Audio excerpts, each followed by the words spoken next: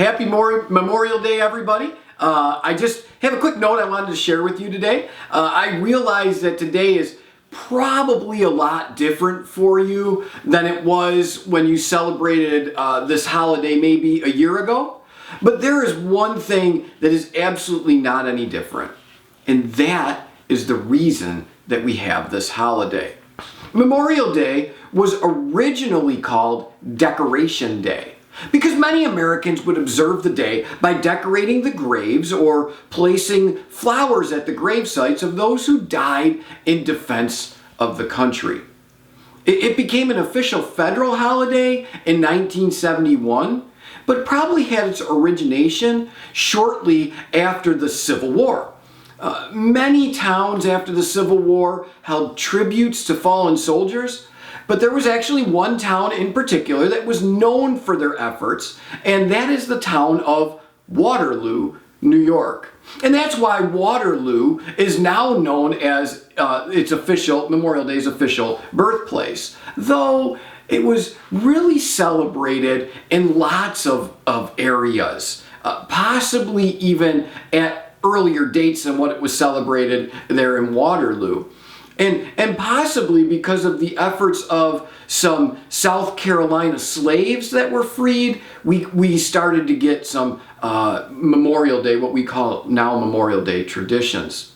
History just isn't perfectly clear on all of that, but nonetheless, one thing that history is very clear on is that in the year 1868, a general by the name of John Logan called for a special day of memorial for all those who had died in defense of this country. And the late May date, the reason it's late in May, was picked as it really didn't represent any particular battle or event that was related to the Civil War that had just occurred. And from there, as we say, the rest is history.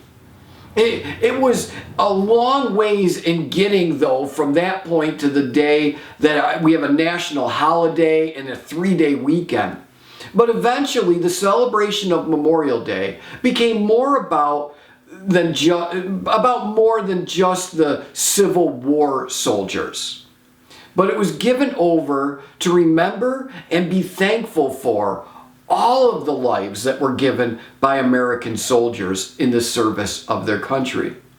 And that's what we do today, together, as thankful American citizens. It doesn't matter what political side we stand on, or what state within the Union we live in, or what color our skin is.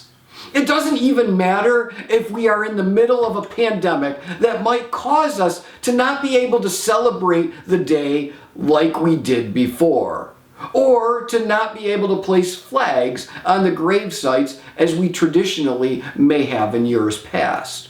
We stand here today forever grateful to those who gave their lives so that we could have the freedom to live in the greatest country in the world. It's flawed, I get it. Our country isn't perfect by any means, but where else would you want to be?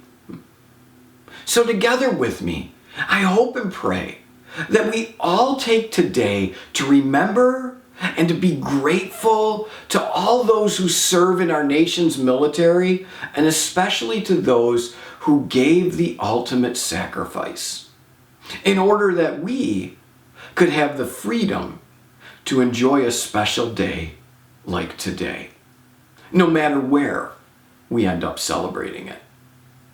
Those are our heroes, and nothing can take away our thankfulness for what they've done for us. May God remind us today how blessed we really are and how much we owe to those devoted heroes of ours. Amen. You think on that, and we'll see you tomorrow.